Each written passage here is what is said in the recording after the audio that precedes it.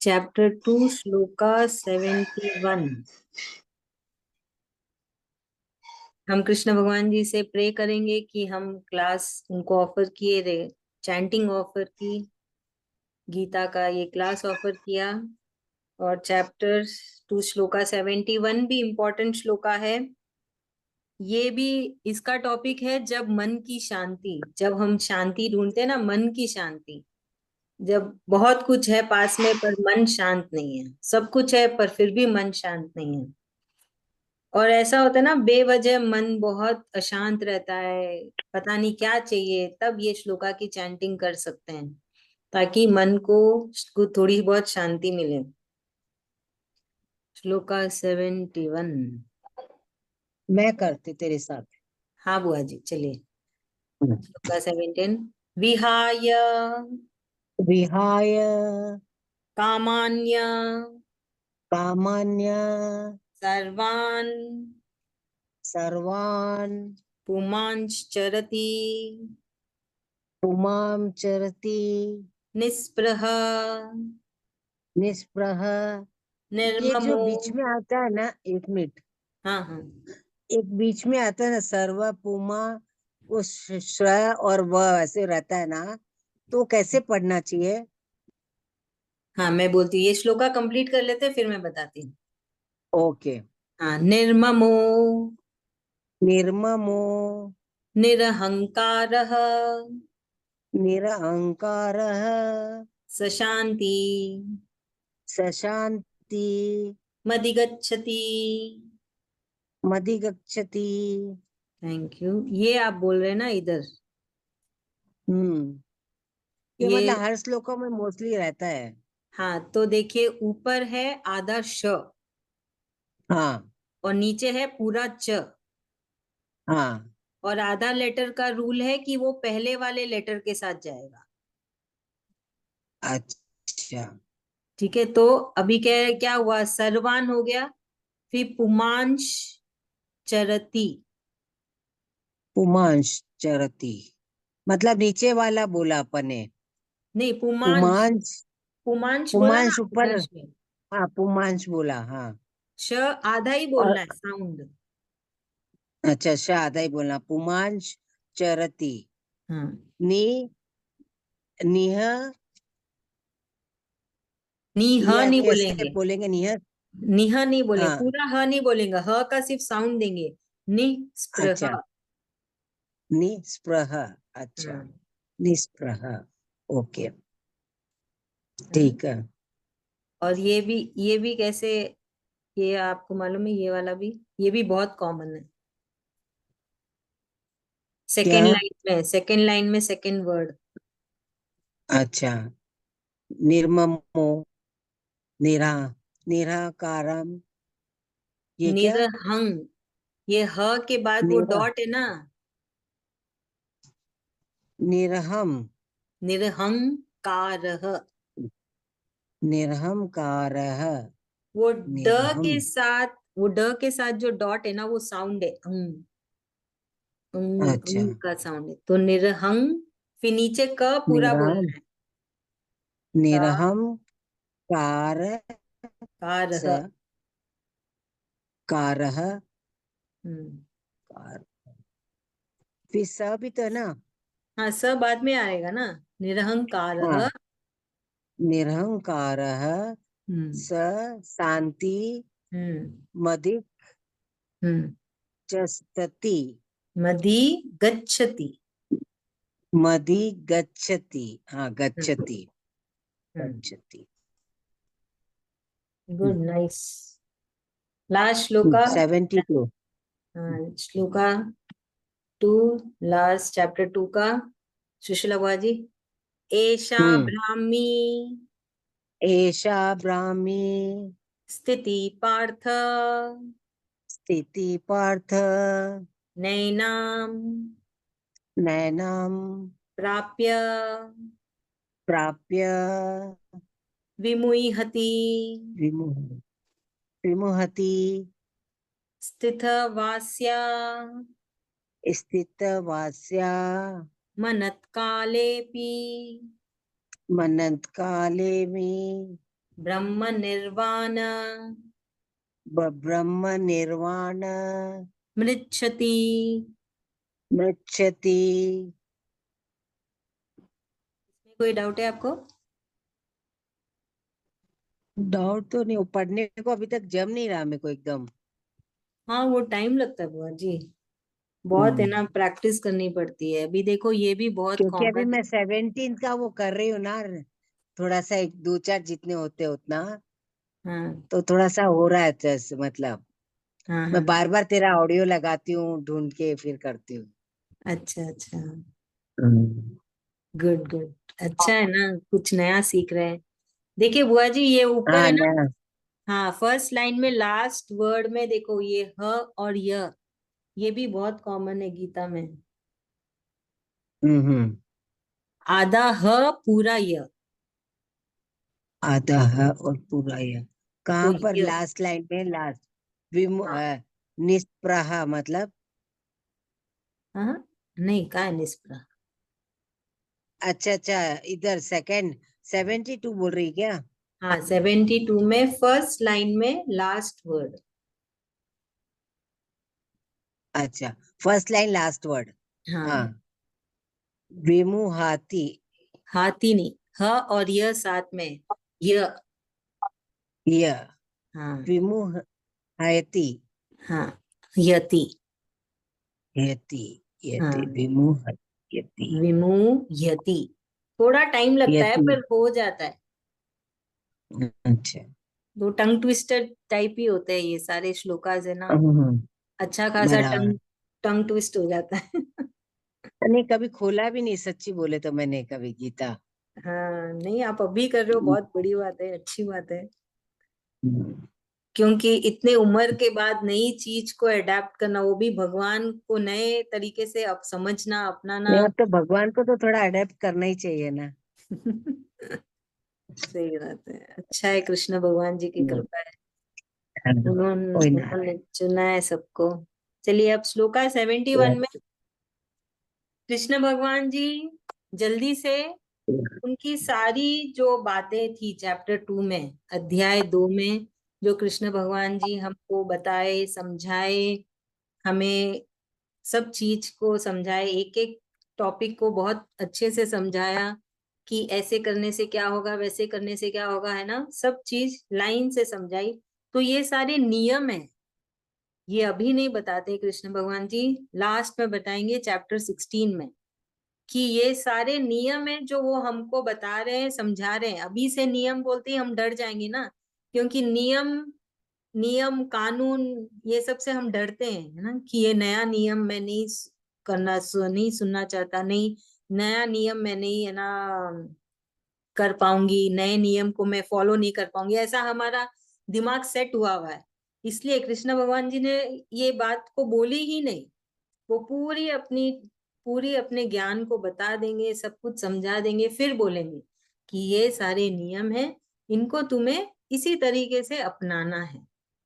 क्योंकि तब तक तो इंसान अपने आप ही उनके रंग में रंगी जाता है, चैप्टर 16 तक पहुंचते पहुंचते तो इंसान ना चाहते हुए भी उनके रंग में रंग जाएगा, अगर ये श्लोका 1 से लेके चैप्टर 1 से लेके चैप्टर 16 तक पहुंचेगा तो यहाँ पे कृष्ण भगवान जी ने 5 बातें बताई है। 5 बातें किसके बारे में? 5 गुण, हम ऐसे भी बोल सकते हैं, 5 गुण बताई है। किसके बारे में? जिसका दिमाग, दिल और इंद्रियां स्थिर है ना, उसकी सब स्थिर है, तो उसको कहते हैं स्थित प्रज्ञ। उस इंसान को कहेंगे स्थित प्रज्ञ। तो उसके 5 गुण बताए हैं कृष्ण भगवान जी ने। क्या? एक तो उसमें घमंड नहीं रहता, है ना, ईगो नहीं रहता है कि मैंने किया, मेरी वजह से ऐसा हुआ, उसके अंदर वो नहीं रहता है। फिर वो इस संसार में रहते हुए भी इस सांसारिक चीजों से मोहित नहीं होता है, उसको ये सांसारिक चीजें बिल्कुल भी मोहित नहीं करती है, विचलित नहीं करती है। वो संसार में है, सारी सांसारिक चीजों को भी देख रहा है, फिर भी मोहित नहीं हो पा रहा है, क्योंकि उसका दिल, दिमाग, इंद्रियां सब स्थिर है। और कहाँ पे फोकस्ड है? कृष्ण भगवान जी पे। उसका दिमाग सब कुछ तो स्थिर है ना, सब पूरा ध्यान कृष्ण भगवान जी पे लगा है।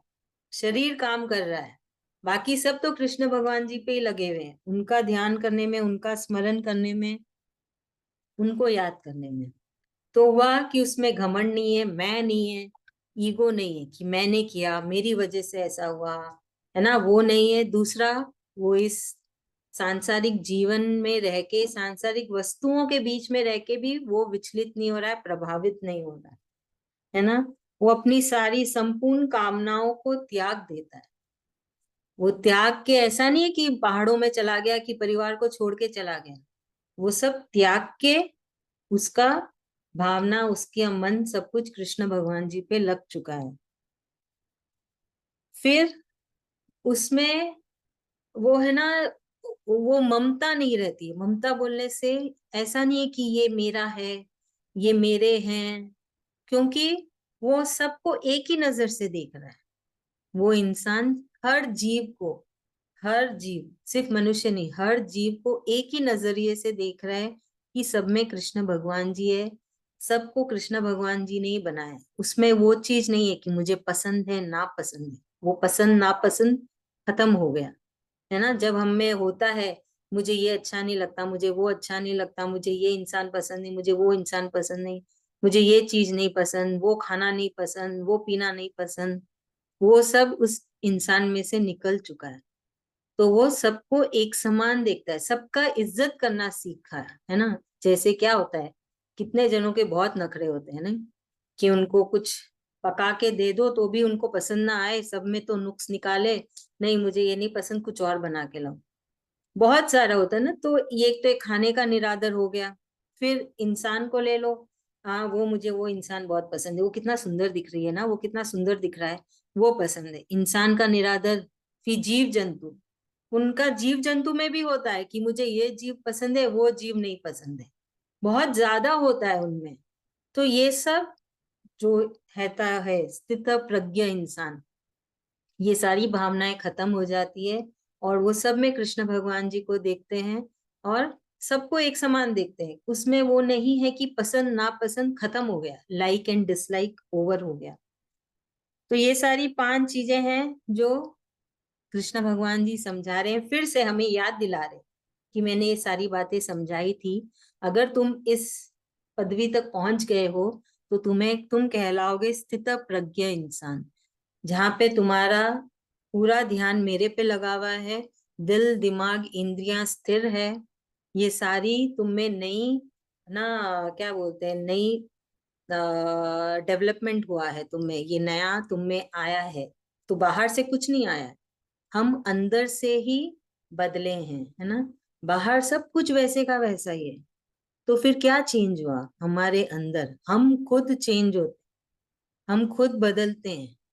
गलत राह में नहीं, सही राह में, कि हमें कैसे सोचना चाहिए, क्या सोचना चाहिए, कैसे बर्ताव करना चाहिए। तो इसमें ये भी बताया ना कृष्ण भगवान जी ने, कि हम कैसे बर्ताव करते हैं दूसरों के साथ, तो तब हम सबको समान देखते हैं, है ना। और जब कुछ आप कर रहे हो, जैसे कोई बहुत अमीर होता है, कोई बहुत फेमस होता है, तो कैसे होता है वो सब, आप पे कृष्ण भगवान जी की कृपा है ना। कोई बहुत ही, मतलब किसी ने कुछ इन्वेंट किया हो, जैसे बड़े बड़े साइंटिस्ट होते हैं, वो कैसे बने साइंटिस्ट, आप में कृपा है कृष्ण भगवान जी की, तभी तो आप करोड़ों में से आप गिने चुने ही तो साइंटिस्ट हो, हर कोई तो साइंटिस्ट होता नहीं है ना। तो कृष्ण भगवान जी आएगा ये सब, कृष्ण भगवान जी बोलते हैं कि मेरी कृपा से, मेरी, है ना, आशीर्वाद से ही तो तुम में ये सारी खूबियां हैं। तो इसमें तुम्हारा मैं कहाँ से आया। अगर वो चाहे चुटकियों में सब कुछ खत्म हो सकता है कि नहीं, चुटकियों में सब कुछ खत्म हो जाएगा। तो बोलते फिर मैं कैसे हुआ, तुमने कैसे किया, वो तो मेरी कृपा हुई, मेरा मेरा आशीर्वाद मिला, मेरी योग माया की वजह से तुम में ये खूबियां हैं। तुम अमीर हो, करोड़पति हो, या तुम बहुत ही सक्सेसफुल हो, बहुत ही ज्ञानी हो, क्या तुमने कुछ नया आविष्कार किया, ये सब चीजों में कृष्ण भगवान जी की बहुत बड़ी कृपा है, उनकी माया, योग माया है, उनकी इच्छा है। इसलिए बोलते हैं कि मैं नहीं होना चाहिए अपने अंदर, और इंद्रियों को तो काबू में रखना ही है, लालची होना ही नहीं है ना। और शांत मन। तो ऐसा इंसान क्या होता है फिर? वो शांत स्वभाव का रहता है ना। तो अगर हम देखें जो बहुत ही विचलित होते हैं, गुस्सा आता है, मूड बदलता रहता है हमेशा, तो ऐसा क्यों होता है? क्योंकि तो उनका मन और दिमाग, इंद्रियां कुछ स्थिर ही नहीं होती है। कभी कुछ कभी कुछ कभी कुछ, पता ही नहीं उनको क्या करना है क्या नहीं, है ना। अचानक से गुस्सा आ जाता है, अचानक से हंसने लग जाते हैं, अचानक से कुछ भी हो जाता है। मतलब समझ में नहीं आता ऐसे इंसान के साथ बात कैसे करें, क्या बात करें, कुछ भी बुरा लग सकता है कि नहीं। ऐसे इंसान बहुत है आजकल, तो आज की दुनिया में। तो वैसे सब नहीं है इस स्थित प्रज्ञ इंसान में। उसका सब कुछ स्थिर हो गया है, वो बहुत ही शांत हो गया है, और उसका दिमाग, दिल, सब कुछ कृष्ण भगवान जी पे टिका हुआ है पूरी तरीके से। उसको अपना लक्ष्य पता चल गया कि मेरा लक्ष्य है कृष्ण भगवान जी को पाना। तो कृष्ण भगवान जी ने बहुत ही सरलता से और बहुत ही प्यार से पूरी चैप्टर 2 की इन्होंने समझा दी। बस इसमें शरीर और आत्मा की बात उन्होंने नहीं की, बाकी सारी चीजें इस श्लोका 71 में आ गई। तो ये एक रिवीजन जैसा है आपके लिए कि चैप्टर 2 में हमने क्या क्या सीखा था, है ना। हम भूल सकते हैं ना, हम इंसान है, भूलेंगे, बहुत आम बात है। तो ये सारी फिर से रिवीजन करा दिया कृष्ण भगवान जी ने। चलिए अभी कौन समझाएगा इसे? जिज्ञासा भाभी, आप समझाएंगे? जय श्री कृष्णा। जय श्री कृष्ण। इसमें अभी तक चैप्टर 2 में कृष्ण जी ने जितनी भी हमें बातें बताई हैं, इसमें उसका रिवीजन किया गया है। और जितनी भी अभी कृष्ण जी ने हमें बताया है, ये सब एक नियम है जो हमें आगे जाके पता चलेंगे अभी। ठीक है, तो आप कुछ नियम कृष्ण बताएंगे ये इसमें कहते जो। हैं, उन्होंने 5 गुण बताए हैं कि हमें हाँ, अपनी बुद्धि, हाँ, मन, अपनी बुद्धि को, दिल को, जो हमारी इंद्रियां हैं, हमें वो उनमें कंट्रोल करना चाहिए, एक साथ काम करनी चाहिए वो। दूसरा, हमें कभी अहंकार नहीं करना चाहिए कि हाँ ये काम अगर हम नहीं होते तो ये काम नहीं हो पाता, ये काम हुआ है तो ये हमारी वजह से हुआ है। हमें अहंकार नहीं करना है, हमारी बुद्धि, हमारा दिल, हमारी इंद्रियां, हमारी ये सब एक साथ स्थिर होनी चाहिए ये। और कोई अगर हम कुछ पढ़ते हैं, कुछ अच्छा कार्य करते हैं, तो हमें ये नहीं कहना चाहिए कि आज हम ये बन गए हैं तो हमारी इतनी क्वालिटीज हैं, क्योंकि वो जितनी भी क्वालिटीज है वो सब हमें कृष्ण जी ने ही दी हुई है। और यदि हम अहंकार करेंगे तो हमसे वो वापस भी ले सकते हैं। साथ ही लाइक्स और डिसलाइक को, मतलब इन दोनों की भावना से बिल्कुल पार होना है। मतलब ना तो किसी चीज में हमें लगने से कि ये चीज हमें बहुत अच्छी लग रही है या ये चीज हमें बहुत ज्यादा खराब है, हमें अपने मन को बिल्कुल स्थिर रखना चाहिए। और कृष्ण जी का जो मेन हमसे कह रहे बाहर तो सारी चीजें समान रूप में होगी, पर जो हमें अंतर करना है, जो अंतर होगा वो हमारे मन में होगा, हमारी आत्मा में होगी, जो चेंजेस होंगे। बाहर से हर चीज एक समान होगी, पर परिवर्तन जो होगा वो हमें अपने अंदर से करना है।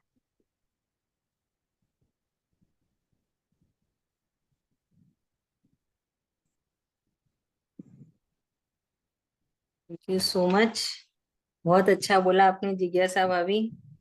अभी श्लोका 72 में कृष्ण भगवान जी बता रहे हैं, तो फिर ऐसे इंसान का क्या होता है जो स्थित प्रज्ञ है, जिसका दिल, दिमाग, इंद्रियां सब स्थिर है, उसका मन कृष्ण भगवान जी पे हमेशा लगा रहता है, हमेशा कृष्ण भगवान जी को याद करता रहता है, और श्लोका की चैंटिंग करते रहते हैं। क्या क्या है, मैं याद दिला देती हूँ, और भी बहुत कुछ, कि हम बार बार कृष्ण भगवान जी को ऑफर करते हैं, उनको प्रणाम करते हैं, बार बार थैंक यू बोलते हैं, सॉरी बोलते हैं, है ना, और कहते हैं कि मैं आपका अर्जुन हूँ, आप हमेशा मेरे साथ रहिए, मेरी रक्षा करिए, मुझे रास्ता दिखाइए कि क्या करना है क्या नहीं। तो ऐसे जब आप 24 घंटे कृष्ण भगवान जी को, जो वो स्थित प्रज्ञा इंसान इस लेवल तक पहुंच गया है कि वो हमेशा बस कृष्ण के प्रेम में रंगा है, कृष्ण कृष्ण करता है, और सब कुछ उसकी काबू में है, सबने उसको सारी चीजें काबू में करके अपने अंदर जो कृष्ण भगवान जी है उनको सौंप दिया, तो वो क्या होता है? तो कृष्ण भगवान जी कहते हैं ये सारी जो खूबियां हैं, ये सारा जो उसका नेचर है, वो ब्रह्म की तरह है। तो वो इंसान ब्रह्म के जैसा हो गया, और जो अंत काल में वो ब्रह्मांड को प्राप्त होगा, और उसका जो उसकी जो आत्मा है वो ब्रह्मा जी में जा मिलेगी, या ब्रह्म में, या कृष्ण भगवान जी में। वो कर्मों के हिसाब से वो उनका हिसाब किताब है कि जो हमारे अंदर आत्मा है वो कौन से लोक में जाएगी, कौन से किसके लोक में जाएगी, ब्रह्म लोक में जाएगी कि गौ लोक में जाएगी कि वैकुंठ में जाएगी कि इंद्र लोक में जाएगी। हर भगवान का अपना एक लोक है ना। तो वो उस वक्त जाएगा तब। पर कृष्ण भगवान जी कह रहे हैं कि इस इंसान को इस शरीर में ही, है ना, कृष्ण भगवान जी का एहसास हो जाएगा, और जब वो अंत समय आएगा तब उसकी आत्मा जाके कोई ना कोई लोक में जाएगी, कोई ना कोई भगवान के लोक में जाएगी। तो इसके ऊपर भी कृष्ण भगवान जी विस्तार में समझाएंगे कि क्यों, है ना, वैकुंठ नहीं जाएगा। वैकुंठ से ऊपर एक गौलोक, जो गौलोक में कृष्ण भगवान जी के सबसे फेवरेट, है ना, भक्त लोग रहते हैं, उन सब की आत्माएं रहती है। तो वो गौलोक को प्राप्त करना बहुत ही मुश्किल है। तो अभी बाद में विस्तार में कृष्ण भगवान जी समझाएंगे कि कैसे, है ना, हम दूसरे दूसरे लोक में जा सकते हैं, क्योंकि हर भगवान का एक लोक है। तो उसको, कृष्ण भगवान जी के जो फर्स्ट लोक है उसको कहते हैं वैकुंठ, जो सबसे परम लोक है उसको कहते हैं गोलोक। वैसे ही हर भगवान जी का धाम है, लोक है। तो यहाँ पे कृष्ण भगवान जी यही बता रहे हैं, क्योंकि क्या होगा, अब ये मनुष्य जो स्थित प्रज्ञ मनुष्य है, उसका तो हमेशा मन और ना हर सांस कृष्ण भगवान जी पे लगा हुआ है। तो वो तो अपने आप को पूरा ट्रेनिंग दे रहा है कि हमेशा मैं कृष्ण भगवान जी को याद करूं। अब जो आखिरी सांस है वो किसी को नहीं पता कब आएगी, पर वो तो लगा ही है कृष्ण कृष्ण कृष्ण कृष्ण चैंटिंग। तो जब वो आखिरी सांस में भी उसके मन से, तन से, मुख से कृष्ण ही निकलेगा, तो जब कृष्ण ही निकलेगा तब वो कृष्ण भगवान जी को प्राप्त होगा। कृष्ण भगवान जी को भी प्राप्त ना हो तो भी कोई ना कोई ना लोक में ही जाएगा, भगवान जी के कोई भी लोक में ही जाएगा। जो ये कह रहे हैं कृष्ण भगवान जी की, ऐसे मनुष्य का क्या होता है अंतिम परिणाम, है ना, वो मिलते हैं कृष्ण भगवान जी को, और उनको मुक्ति मिलती है। उस आत्मा को मुक्ति मिलती है बार बार इस जीवन और मरण के चक्र से, कि उसको फिर से इस धरती पे आना नहीं पड़ेगा, फिर से जन्म नहीं लेना पड़ेगा, और वो आराम से बैठ के अपने कोई भी भगवान के रूप में मजे कर सकता है। क्योंकि उसके अंदर कुछ भी सांसारिक, है ना, वो नहीं है, भावना नहीं है उसमें, उसका मन चंचल नहीं है, उसका मन स्थिर है, भगवान पे लगा हुआ है। चाहे वो इस संसार में है फिर भी उसका मन स्थिर है और भगवान पे लगा हुआ है। तो ये होता है अंतिम परिणाम, अगर हम इस लेवल तक पहुंच जाते हैं तो, कि हमेशा हम कृष्ण भगवान जी को याद। ठीक है, चलिए, कौन समझाएगा इसे ही? सुधा भाभी समझाएंगे?